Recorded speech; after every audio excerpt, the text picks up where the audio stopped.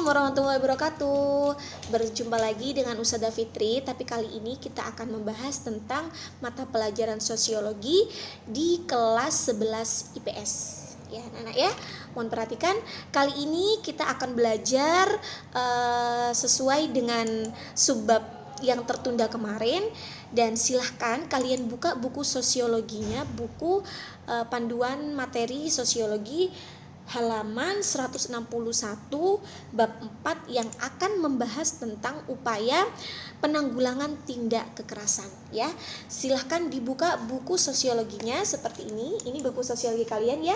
Silahkan dibuka dan silahkan setelah kalian buka buku sosiologinya kalian langsung ke halaman 161. Kalau sudah, silakan kalian lihat di subbab nomor 8 itu ada upaya penanggulangan tindak kekerasan. Sudah siap anak-anak? Oke, kali ini Ustazah akan menjelaskan. Nah, di sini apa sih upaya yang dilakukan dalam menanggulangi tindak kekerasan sosial? Pasti sebelumnya Ustazah sudah menjelaskan apa sih itu kekerasan, jenis-jenis kekerasan seperti apa. Nah, dan bentuk-bentuk kekerasan itu apa saja sih yang ada di negara kita ini. Selanjutnya kita akan membahas tentang bagaimana cara menanggulangi agar tindak kekerasan sosial itu tidak terjadi lagi atau meminimalisir adanya tindak kekerasan. Oke ya.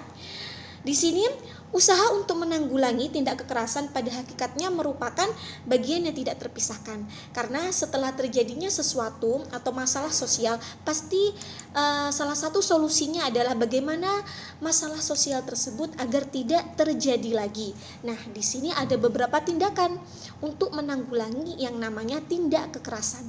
Yang pertama, silahkan kalian lihat di buku kalian masing-masing, itu ada tindakan represif ya. Apa sih Ustazah tindakan represif itu? Nah, di sini tindakan represif itu merupakan salah satu tindakan pengendalian sosial yang dilakukan setelah terjadinya suatu pelanggaran atau suatu masalah sosial. Nah, contohnya seperti ini ya. Dan tindakan represif ini itu mengarah kepada kekerasan atau paksaan. Karena tadi kan sudah dijelaskan dalam pengertian tindakan represif ini, tindakan sosial yang dilakukan setelah terjadinya suatu pelanggaran. Berarti setelah terjadinya pelanggaran maka dibuatlah sebuah tindakan atau hukuman. Nah, seperti itu ya. Di sini contohnya seperti adalah ada seseorang yang melanggar sebuah aturan, maka dia dikenakan yang namanya pidana ataupun sanksi. Nah, itu salah satu contoh dari tindakan represif. Di sini tindakan represif itu dilakukan dengan dua cara ya. Ingat anak-anak, represif itu terbagi lagi menjadi dua. Yang pertama itu ada persuasif dan yang kedua itu ada koersif. Nah, apa sih bedanya? Memang di buku panduan kalian tidak ada pembagian dalam tindakan represif ini. Tapi Ustazah menambahkan untuk menambah catatan kecil kalian di buku kalian masing-masing. Ya. Ada dua cara dalam tindakan represif itu. Yang pertama adalah represif itu dilakukan dengan cara tindakan yang pertama itu dengan cara persuasif atau ajakan ya, ajakan bujukan terhadap suatu individu ataupun kelompok untuk mematuhi nilai atau norma yang sudah dibuat oleh aparat yang berlaku ataupun segala badan hukum yang ada di negara kita ataupun lembaga kepemerintahan lainnya. Di sini contohnya yang persuasif itu adalah ini kan ajakan, bujukan. Nah, contohnya itu seperti polisi memberikan sosialisasi kepada siswa SMA tentang bahaya narkoba. Nah, itu. Ataupun polisi memberikan aparat kepolisian memberikan sosialisasi kepada masyarakat tentang bagaimana menggunakan kendaraan umum ataupun kendaraan pribadi baik itu bermotor di lingkungan sekolah. Nah, itu adalah salah satu tindakan persuasif, ajakan.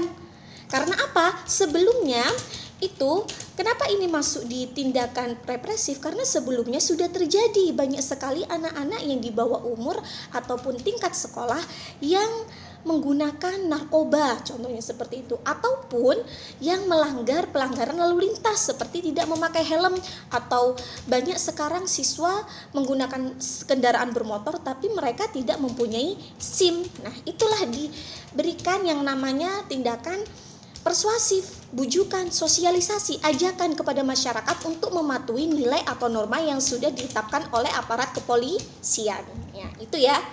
Jadi yang pertama dalam tindakan represif itu cara yang dilakukan ada persuasif, dan yang kedua ini adalah koersif. Nah, setelah bujukan tidak bisa, maka selanjutnya adalah itu dengan cara yang tegas, dengan cara paksaan. Bagaimana cara paksaan yang dimaksud itu? Nah, dengan cara koersif ini itu tindakan yang dilakukan dengan cara kekerasan serta juga memberi sanksi, ya, memberi sanksi tegas. Contohnya tadi ketika sudah diberikan sosialisasi oleh aparat kepolisian tentang bahaya narkoba ataupun bagaimana pentingnya menggunakan pentingnya dalam menaati peraturan lalu lintas. Nah, ketika sudah diberikan sosialisasi maka tidak bisa, maka polisi berhak memberikan sanksi tegas, yaitu yang dilakukan dengan cara koersif, memberikan pelanggaran ataupun memberikan sanksi tilang dan yang lain sebagainya. Ataupun bagi siswa yang terkena atau terjerat narkoba, ya, maka dia akan dihukum dengan hukuman yang telah berlaku. Nah, seperti itu. Itu yang pertama, tindakan untuk menanggulangi yang namanya kekerasan, ya, itu tindakan represif. Yang kedua adalah tindakan preventif. Nah, tindakan preventif ini merupakan usaha untuk menanggulangi tindak kekerasan yang bersifat mencegah, ya, mencegah terjadinya tindak kekerasan agar tidak terjadi lagi. Nah, preventif ini, usaha ini dilakukan tanpa menggunakan sarana hukuman. Jadi tidak ada hukuman ataupun sanksi yang berlaku di sini. Jadi ini itu masih bersifat mencegah agar tidak terjadi yang namanya permasalahan sosial yang bersifat kekerasan ataupun yang lain sebagainya. Ini lebih mengarah sama dengan tindakan represif yang bersifat, ya, yang dilakukan dengan cara persuasif, ajakan. Jadi preventif sama persuasif ini agak sama, ya anak-anak, ya. Nah, di sini contohnya adalah memberikan menyelenggarakan sosialisasi yang tadi Ustazah bilang kan, yang namanya tindakan preventif ini hampir 11-12 dengan tindakan persuasif. Nah, gitu. Ya. Tindakan yang dilakukan untuk tindakan penanggulangan kekerasan yang gunanya adalah untuk mencegah agar kekerasan tersebut atau masalah sosial atau gejala sosial yang bersifat negatif itu tidak terjadi lagi. Oke, anak-anak, ya. Ustazah mau meringkas kembali apa yang sudah Ustazah jelaskan tadi. Intinya dalam penanggulangan tindak kekerasan itu ada dua cara, ada dua tindakan, ya. Yang pertama itu adalah tindakan represif, yang kedua itu adalah tindakan preventif, ya. Kalau tindakan represif itu tindakan pengendalian sosial yang dilakukan dengan cara memberikan sanksi atau hukuman ataupun pelanggaran, ya, atas karena terjadinya suatu pelanggaran. Tapi kalau preventif itu adalah tindakan untuk mencegah agar kekerasan ataupun permasalahan sosial ataupun gejala sosial itu tidak terjadi lagi. Ya, anak-anak, ya, paham, ya? Terus tadi yang dijelaskan tindakan represif itu terbagi dilakukan dengan dua cara, yaitu yang pertama ada persuasif dan yang kedua adalah koersif. Tadi persuasif itu 11-12 dengan penjelasan dari tindakan preventif. Kalau tindakan yang dilakukan dengan cara koersif itu bersifat paksaan karena telah terjadinya suatu pelanggaran. Jadi diberikan sanksi dengan cara yang tegas. Terima kasih, itu saja penjelasan dari Ustazah. Ustazah akan membuka beberapa pertanyaan selanjutnya di Google Classroom.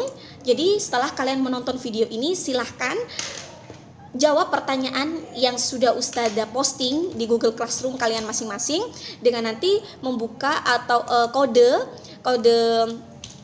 kelas yang sudah Ustazah share nantinya, ataupun yang sudah ada email yang pernah masuk ke emailnya Ustazah, langsung akan Ustazah undang. Gitu ya anak-anak ya. Setelah kalian simak video ini, silahkan kalian buka Google Classroom dan kalian jawab beberapa pertanyaan yang Ustazah telah berikan.